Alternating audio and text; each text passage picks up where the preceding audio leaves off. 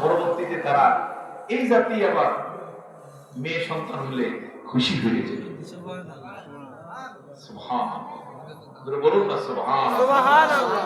আর ধর্মীয় দিক থেকে যে বর্বরতা সেটা নবীজি দূর করে দিলেন। এখন আর মেয়েরা ছেলেরা আল্লাহ না করুন ব্যাপকতায় তো ওখানে থাকে।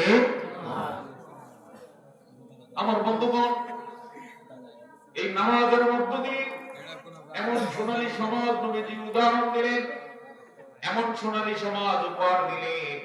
এক পর্যায়ে নবীজি ঘোষণা করলেন, আকাশের নিচে জমিনের উপরে আমার যুগটাই সর্বশ্রেষ্ঠ যুগ হয়ে গেছে। নবীজির যুগটাই কি হয়ে গেছে? শ্রেষ্ঠ যুগ হয়েছে। সেখানে আর কি ছিল না? চুরি ছিল না, ডাকাতি ছিল না, ছিনতাই ছিল না, কারো বাসায় তালা দেওয়া রাখতো না, দরজা খোলা থাকবে, কোন চোর ঢুকতো না, গুন্ডা ঢুকতো না। সমাজটা যেন একটা জান্নাতের সমাজে পরিণত হয়ে যায়। সুবহানাল্লাহ।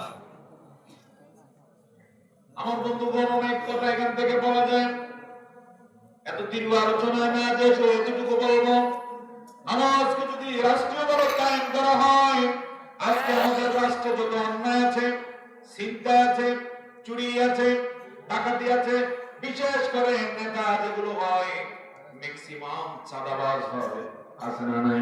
আছে।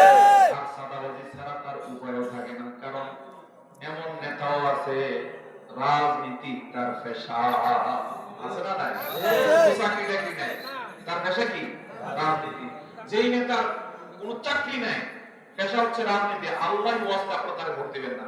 কারণ আপনি যদি তারে ভোট দেন, আপনি যদি তারে সাদাবাজির লাইসেন্স দিয়ে দিবেন। কথা বলো ঠিক না? তার চাকরি সে তো চলতে হবে, তখন সাদাবাজি শুরু করে। আপনি হয়তো দেখেন না, কিন্তু দলে দলে তার সব কাজ কি? সাদাবাজি। কেমন